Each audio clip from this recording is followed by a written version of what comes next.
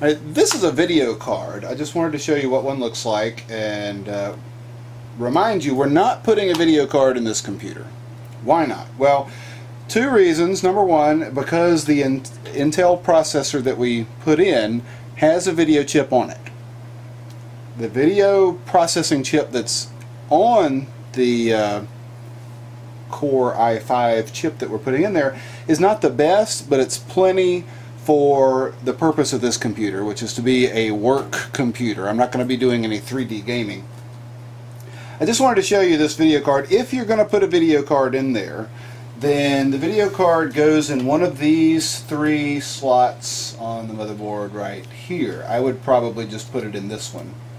And you need to unscrew, let me shine a light here so you can see a little better. You need to unscrew one of these metal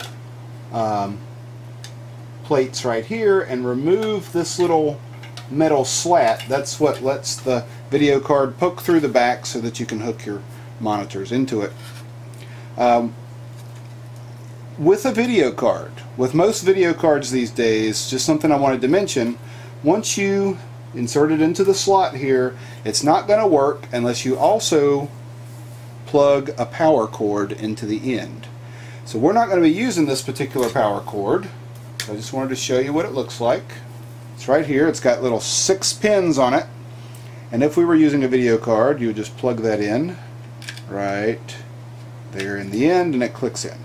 But since we're not using that cable, that power cable, we're just going to hide it back in the back here in the case here and probably wrap it up with some cable ties so it doesn't get in the way and doesn't flop around in the case. The only thing we have left to do is to hook up all the cables. So we need to hook up the power cables to the motherboard and the power cables to everything else and hook the hard drives in and everything else. So let me just show you how all this works. The first one I'm going to hook in is the main power cable for the motherboard. I showed you this once earlier. It goes into this big connector up here and it snaps in. So right like that, and you want it to click in there so it doesn't pull out. Okay, that is clicked in there, and that's a big thick cable. I don't want it to get in the way of everything else, so let me try to get it as out of the way as possible here. Maybe I'll put it up here. Okay, now, well, maybe I should, since that's so big, let me pull that back out and I'll put that back in a minute.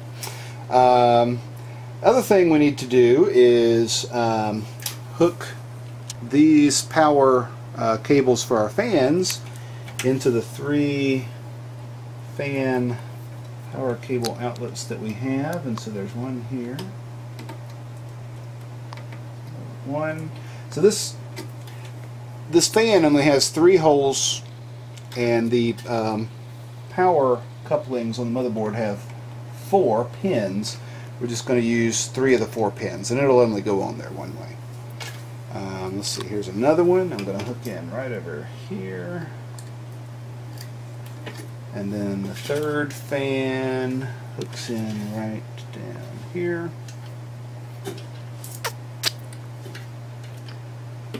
Okay.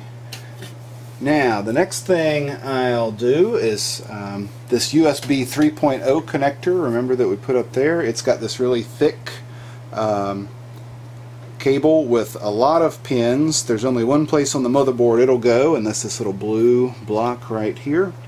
And as with most of these cables, there's a little notch here, and there's a little hole for that notch to go into right there on that motherboard. So let me plug that in. If you're unsure about what any of these holes are on the motherboard, read the manual. They'll have little pictures that'll help you out. Alright, so we've got that in there. Now we can hook up the DVD drive. So let me take one of these. These are the SATA connectors that hook DVD drives and hard drives in to the computer. So let me first, I'm going to first hook up the power to it with one of these power cables. Let's see, I'll use this power cable to hook power into the DVD drive like I showed you before. And now I will hook in the cable that connects it to the motherboard. Alright.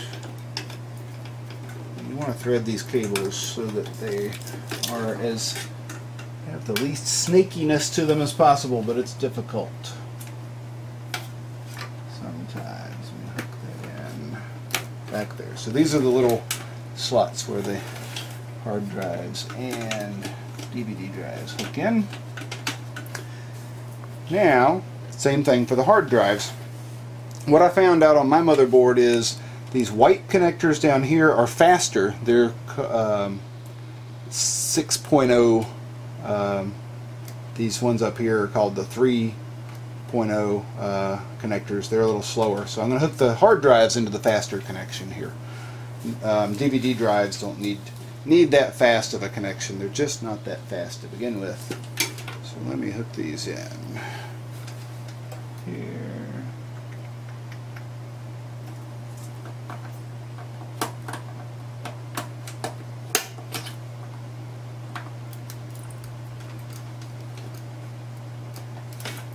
Let's see, I can't get it in there. One more try. Can't really see what I'm doing. Okay, I was trying to put it in upside down, so that's pretty good, but it didn't go in. Alright, one more.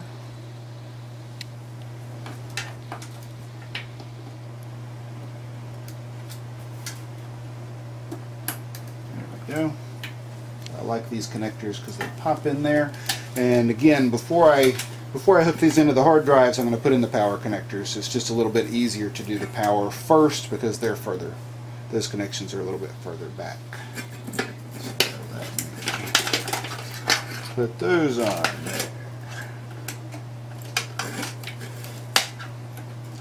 So these power connectors, there are two of them on the same cord, and you can hook one of them to one hard drive and one to the other hard drive with no problem. Okay. Now, let me get that a little bit out of the way here. Now, right now, I'm only going to hook up the bottom hard drive, the 1 terabyte one, because that's the one that I'm going to install Windows 7 on.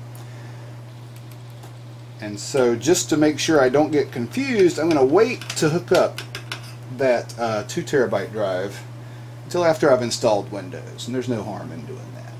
Alright, so let me make sure this is going to go on the right way here.